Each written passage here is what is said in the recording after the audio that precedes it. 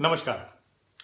लोकसभा चुनाव हो रहे हैं और उसमें उत्तर प्रदेश की बड़ी महत्वपूर्ण भूमिका है और इसीलिए मैंने तय किया कि कम से कम उत्तर प्रदेश की सभी 80 लोकसभा सीटों के बारे में आपको जो सामान्य जानकारी होती है कि आखिर वहां किस तरह के समीकरण हैं, कौन जीता, किस तरह से जीता, कहां अभी कौन प्रत्याशी किधर चला गया, किसने दल बदल कर लिया, ये सारी जानकारी आप तक मैं पहुंचाऊंगा। और पहले चरण की जो 8 सीटें थी उसके बारे में मैंने आपको समीकरण बताए और उससे अंदाजा भी लग गया होगा क्योंकि वो आप लोगों ने पसंद किया और उसमें उसको देखा जिस तरह से है उससे मुझे लगता है। और उसी के बाद मैंने तय किया कि हाँ 80 की 80 सीटों को उत्तर प्रदेश के उसके बारे में मैं आपको बताऊंगा। अब दूसरे चरण का मतदान होना है 18 अप्रैल को और उसमें जो सीटें हैं उसमें सबसे पहले मैं नगीना सीट की बात करता हूं। नगीना सीट जो उत्तर प्रदेश और उत्तराखंड की सीमा से लगी हुई है और इसको अगर ऐसे समझे कि नगीना मतलब हरिद्वार जो रोड है, हरिद्वार से काशीपुर रुद्रपुर की तरफ जाएं जिम कॉर्बेट की तरफ, तो उसी रास्ते के बीच में नगीना लोकसभा सीट पड़ेगी, वो जो पूरा इलाका है। और मुस्लिम इस सीट पर भी बहुत ज़्यादा हैं, मुस्लिम तय करते हैं, करीब 6 लाख के आसपास मुसलमान बताए जाते हैं यहाँ।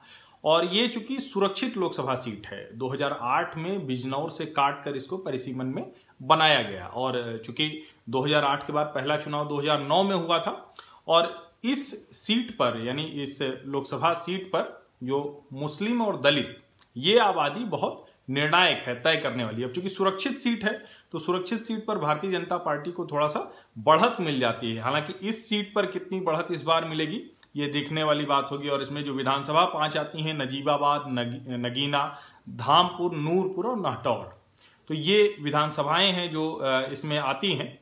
और नगीना की अगर बात करें तो एक बड़ी रसीली मिठास वाली बात है कि अगर आप जाएं तो वहाँ के रसगुल्ले जरूर खाएं। वहाँ तुलाराम के रसगुल्ले जो हैं वो बड़े मशहूर हैं। हालांकि जब आप अब उस मार्केट में पहुंचेंगे तो उस बाजार में पहुंचने के बाद आपको थोड़ा भ्रम हो जाएगा क्योंकि सब लिखा हुआ है असली तुलाराम यही है। वो ठीक वैसे ही जैसे मुसलमानों की असली हितचिंतक पार्टी यही है, दलितों की असली हितचिंतक पार्टी यही है।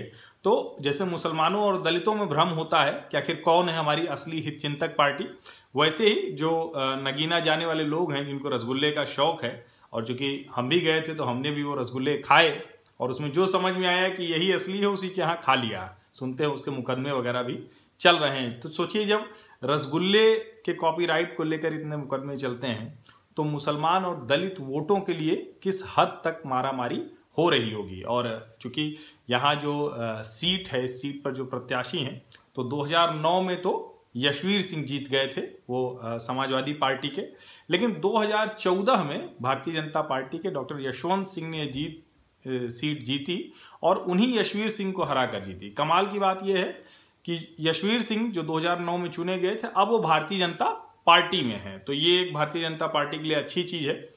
लेकिन एक और समीकरण है, ओमवती देवी जो अभी हाल तक भारतीय जनता पार्टी में थी वो फिर से कहाँ चली गई हैं, कांग्रेस में। तो अब इस तरह से ओमवती देवी सपा में रह चुकी हैं, बसपा में रह चुकी हैं, भाजपा में रह चुकी हैं और अब कांग्रेस में चली गई हैं। कांग्रेस से लोकसभा की प्रत्याशी हैं वो 2019 के लिए।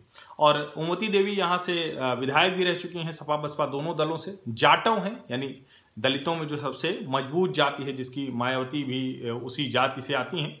तो इसीलिए अब ये सवाल होगा कि चूंकि वो सभी दलों में घूम कर आ गई हैं, कांग्रेस ने प्रत्याशी के तौर पर उतारा है, तो क्या वो सिर्फ वोट कटवा है या सचमुच उनकी कोई ताकत होगी। क्योंकि जो गठबंधन से बसपा ने गिरीश चंद्र को उतारा है तो निश्चित तौर पर जो दलित वोट होते हैं उनकी पहली प्राथमिकता तो बहुजन समाज पार्टी ही होती है।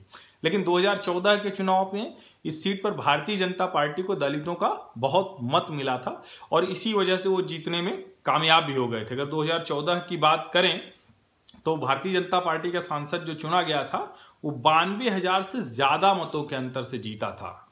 कुल मिलाकर यहाँ 16 लाख के आसपास मतदाता हैं और कुल जो मत पड़े थे यहाँ 2014 में वो 63% थे। तो 63% मतलब हो गया उससे कुछ ज्यादा ही 9,42,196 मत।